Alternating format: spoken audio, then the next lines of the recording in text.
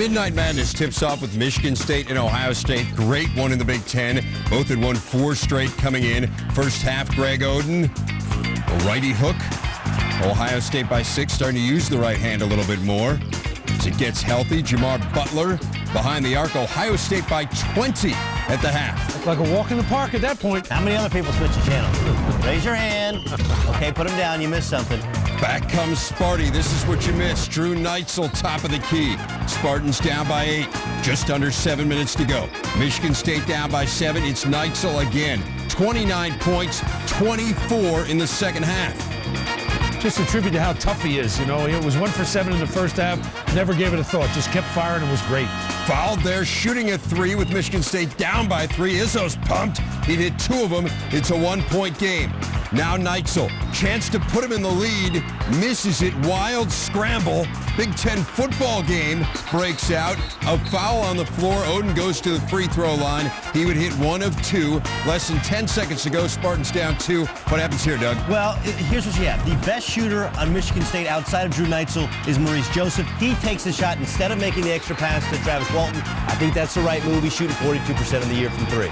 Did not get that one, so that was one of the 50. Meanwhile, another Pac-10 team playing host to North Carolina. Carolina going further west for a game in the regular season after January 1st than it had ever gone as they headed to Arizona. Roy Williams' team without Marcus Ginyard, without Brandon Wright. They were both ill. Wayne Ellington picking up the slack. Then it's Jordan Hill answering for Arizona. He had 13. They're within 3. More from Carolina. Ty Lawson was outstanding. You want to play big boy basketball, you have to contain the dribble. They could not contain. Marcus Williams, coming off the suspension, rolls the ankle, would return briefly in the second half, but Arizona struggled the entire game shooting the ball. That would be an understatement. Try 4% behind the arc, 1 of 23. When it rains, it pours, bro. Well, it was pouring for Lute. He didn't bring the umbrella. You know the thing people don't point out? Carolina's only 5 for 22 from 3. It wasn't like they were running a fever. Well, you just pointed it out. Your people. Okay, good point. Marginally. Lawson the steal. Carolina up by 20. Led it by 18 at the half. Second half. Beat down. This is what's beautiful about this. Tyler Hansbrough, double team. Okay, that's fine. You don't get the ball to the double. You don't sulk. Rayshon Terry, the one senior on the team who really contributes and plays, he was phenomenal. You know it's a bad situation when you're coaching a team and your guys are ducking. Arizona had never lost a home game by more than 12 in Lute Olson's 24th. Team looking for the panic button in the SEC. Bama hosting Stan Heath at Arkansas. SEC West teams 0-17 on the road in conference games. Gary Irvin trying to change that. Arkansas led it 10-0 early. Then it's Stephen Hill, the 7-footer, 8-16 boards. Hogs by 24, but back come Richard Hendricks and the Crimson Tide. Pulls them to within 12. Hendricks 28 points and 11 rebounds. He was great, guys. He sure was. And Stephen Hill, by the way, is becoming a man for the Razorbacks. He's a tough player and a great athlete at 7 feet, that's for sure. Well, Hendricks is a sawed-off big guy, about 6'7". He's finally learning how to use that big ball at the college level. Spectacular high school player, struggled last year. He was good today. This is not necessarily the recommended way to use the ball because he takes Charles Thomas down hard. Flagrant foul was called. Thomas would leave the game. Arkansas wins the game 63-57. Coach watched Bama panicking. Not ready. Those kids emotionally can't be ready. Steele's been very banged up. Jeff Lebo and Auburn hosting Florida. Remember, Auburn beat Tennessee and Bama at home. Al Horford cleaning up the mess there. He had 17. Florida by a dozen. Torian Green, the long 3. He had 17 in the game. And then Florida, well, defense to offense. Corey Brewer. Now Horford is there. It was so good, and it starts at the defensive end. They shut you down. They stifle off what you can do. And by the way, you might not want to leave number 12 in the blue. He's Jimmy Chitwood. He's Jeff Hornacek. He's shooting 72% from 3 in the SEC. Oregon and Washington State. Aaron Brooks back in the lineup for the Ducks. Just sitting out a game to complete his suspension. Early first half, it's Brooks. How about that? He is a bad man. I got to tell you, Oregon wins this game. They got a chance in the 1 seed. I'll tell you why in a bit. Derek Lowe hitting there from the corner. Derek Lowe hitting there from the corner. Derek Lowe hitting there from almost the corner. Nearly the corner. The low angle. For the low angle. 19 points for Lowe in the first half. The alley-oop there. But how about, I mean, the range from Brooks, unbelievable. That cut it to 2.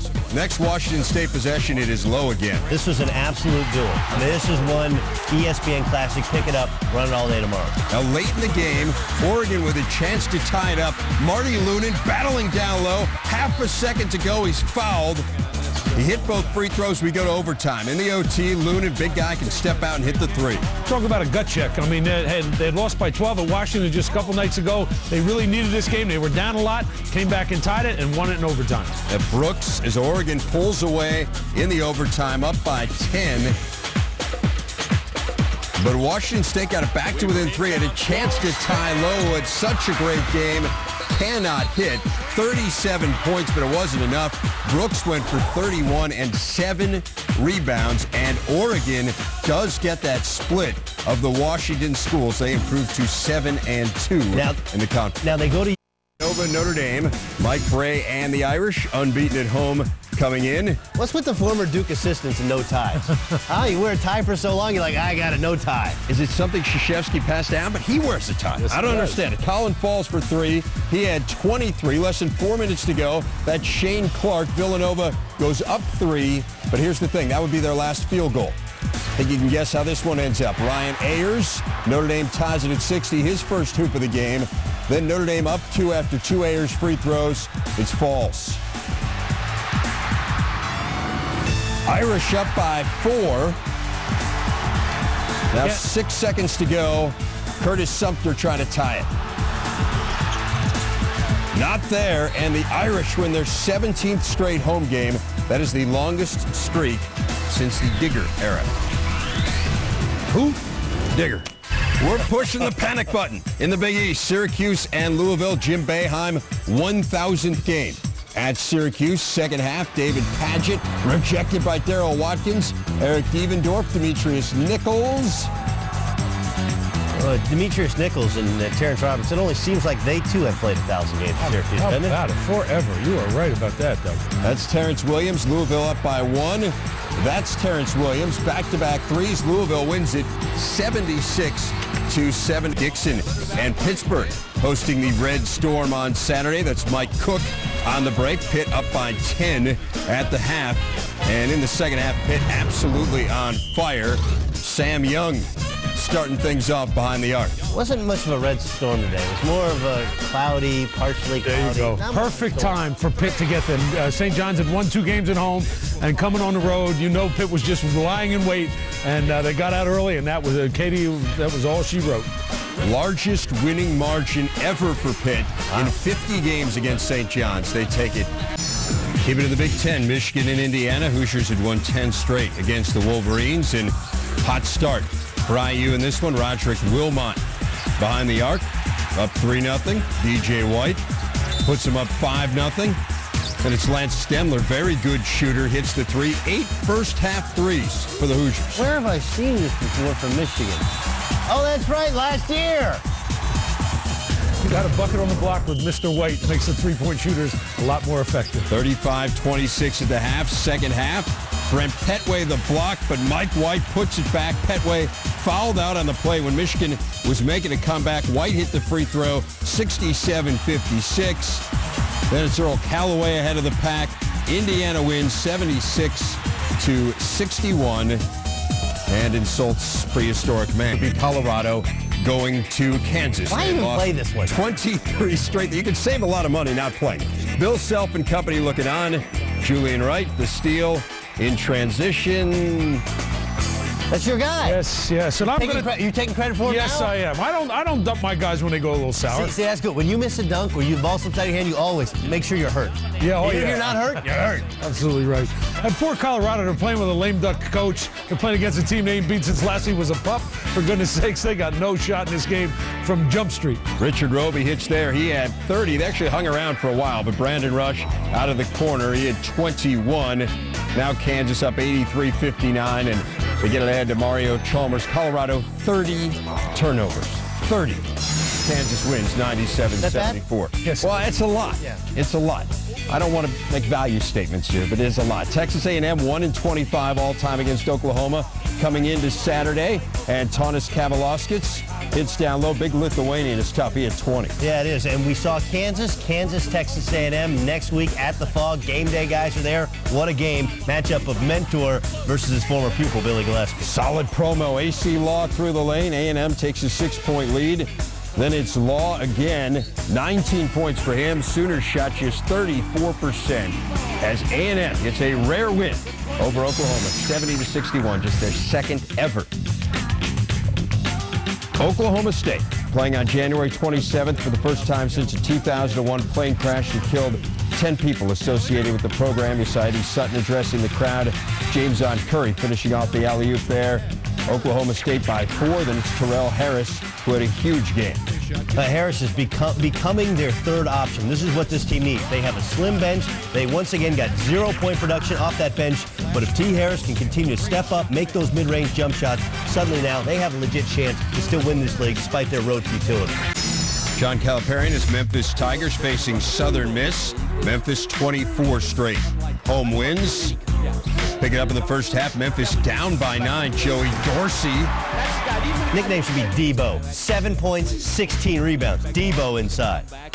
Second half, Jeremy Wise was tremendous. He had 28. Only one other Southern Miss player had more than 6. Southern Miss threatening to win this one. Well, he's making shots because he realizes that he's one of 33 players that have played for Larry Eustachy in just 3 years. You don't make shots, you're out. Andre Allen making a shot there. Memphis up 163-62. Then Wise denied by Jeremy Hunt. Chris Douglas Roberts, who's missed the last couple games with an ankle injury, hits there. Memphis wins it by 3. Still unbeaten in Conference USA. Nevada and Utah State. Nick Fazekas early on, showing off his game down low. I remember him. He killed me twice. No, we were there for one of them. Oh, You thanks. barely made it there. Wolfpack by 9. And it's Kyle Shiloh to Fazekas. All these guys are there. Another old-timer, yeah, These guys Shiloh. have, there's so much consistency in their lineup. They're going to be dangerous in March. You got that right, my friend.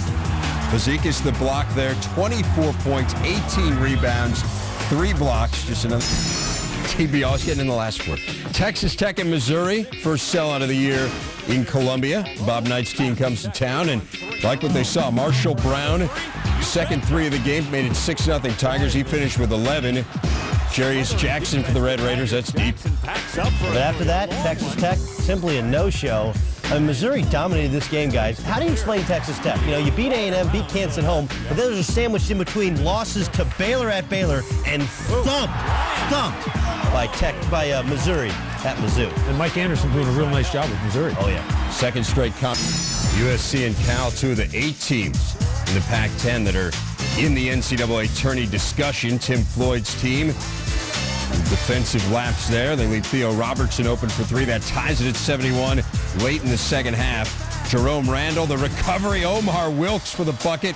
Cal ties it up at 73. 20 seconds to go. Daniel Hackett. Should be a senior in high school this year. Wow, what a pretty move. Skipped his senior year in high school. No prom or nothing. How about Ryan Anderson, the freshman, misses the 3 there. Trojans get the rebound. Cal has to foul after USC hits 1 of 2. Wilkes for the tie. Does not go, and USC hangs on to win. It's 7. To get a road win at BYU. They had won 27 in a row at home. Air Force came in hoping to end all that on Saturday. Second half, under 6 minutes left. Air Force down 4. Nick Welch put him on the line. He had 13 points. Air Force down 1. Late second half, Lee Camard to Trent Plaisted. Plaisted with 22. BYU up 3. Under 30 seconds to go. Welch misses a 3. Long rebound. BYU out-rebounded Air Force by 22. Keena Young with a big finish. He had 17. BYU wins at 61-52. Haven't lost at home since their season opener in 2005. This season, they didn't travel far Saturday playing at Connecticut. Start of the second half, Providence trailing by 11. Jeff McDermott does it himself. That would start a 16-0 run for Providence. How about Wayme Efajuku? Whoa. He's got a fun name, and he's got a nice game.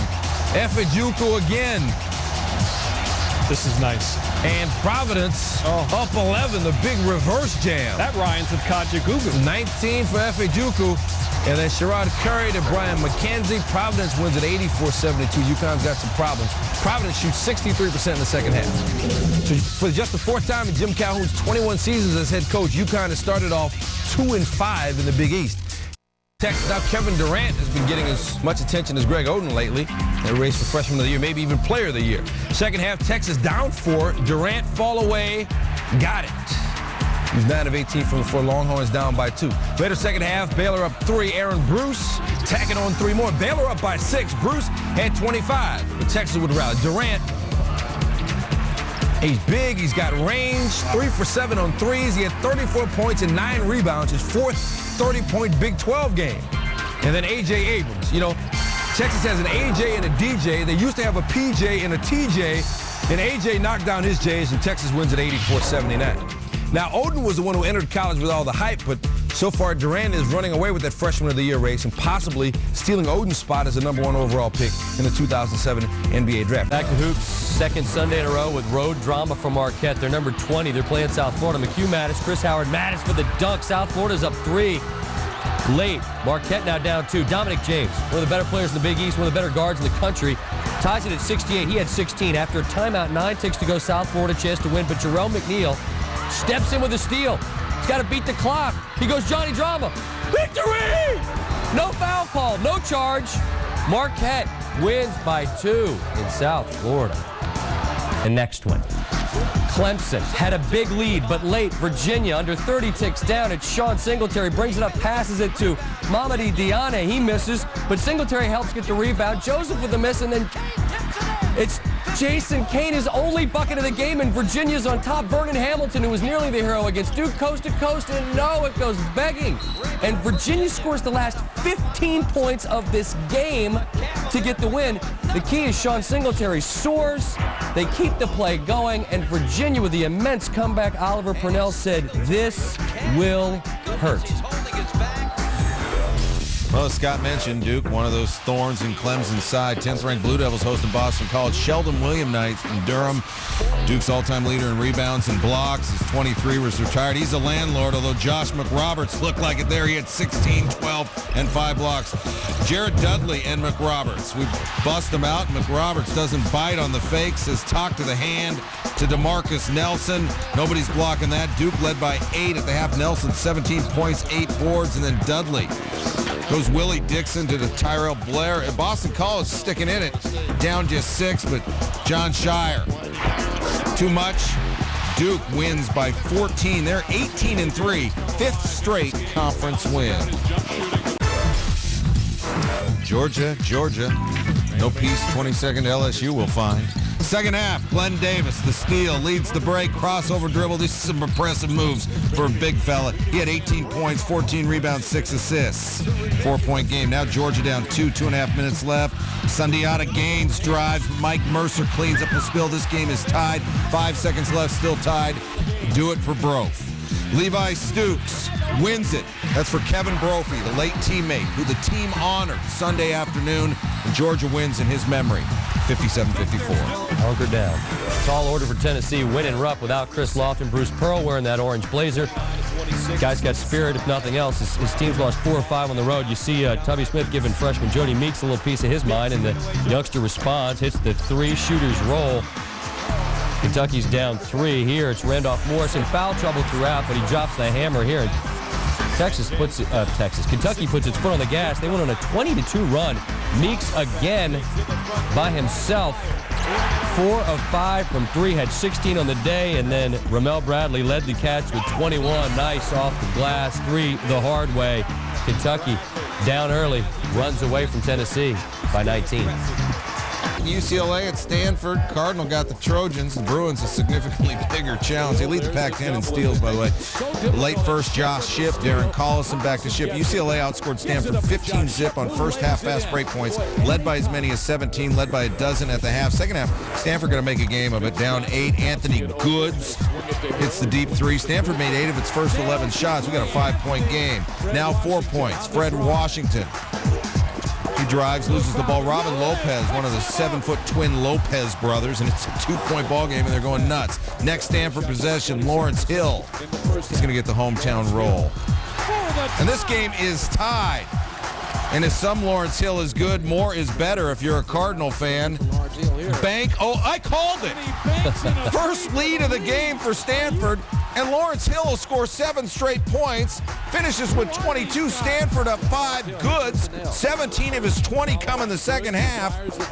And the Cardinal get it done, 75-68. Just the Bruins' second loss. Here's a game later this week. UCLA hosts Oregon Thursday. You find out a lot about teams when they play on the road. Number 3, Wisconsin. If they win, they would have the best start in school history. You see they've got the longest active winning streak in the land. Also a matchup between Big Ten scoring leaders Adam Haluska and Alondo Get Money Tucker. Haluska here comes off the screen, buries the 3. That was as good as it got for him. He had a horrendous 3 of 18 shooting performance. Michael Flowers to Tucker, alley-oop. Wisconsin goes on an 11-0 run. Under 2 minutes remaining in the first. Haluska with the miss, but Kurt Luby is there for the one-hand hammer. One more look. Luby doing his thing. Iowa ends the half on a 9-1 run, trailed by 4 at the break. But Tucker doing his thing, really showing out this year. Gets the pass inside. He went 11 of 14 from the floor. Wisconsin again has a double-digit lead.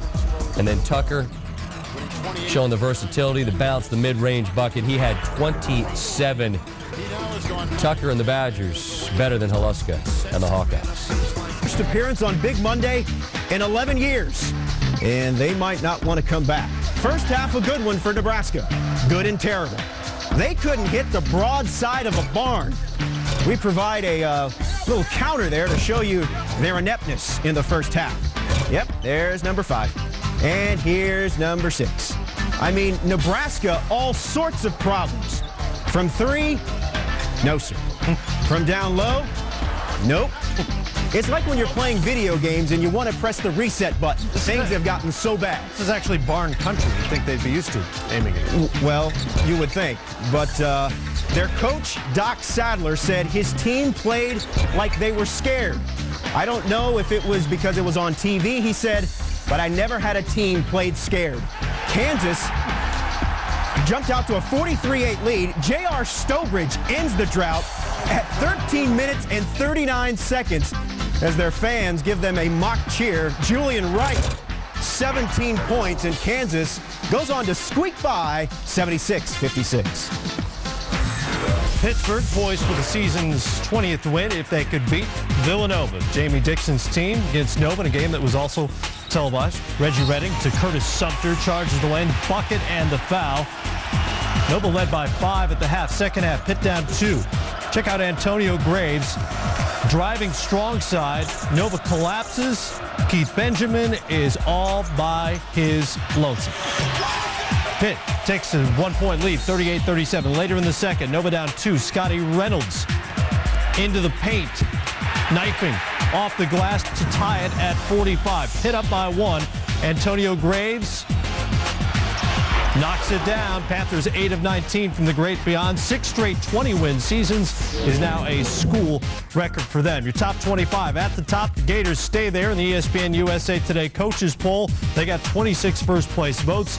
In second, the Badgers of Wisconsin move up a spot from a week ago. Every time they move up, it's the best in school history.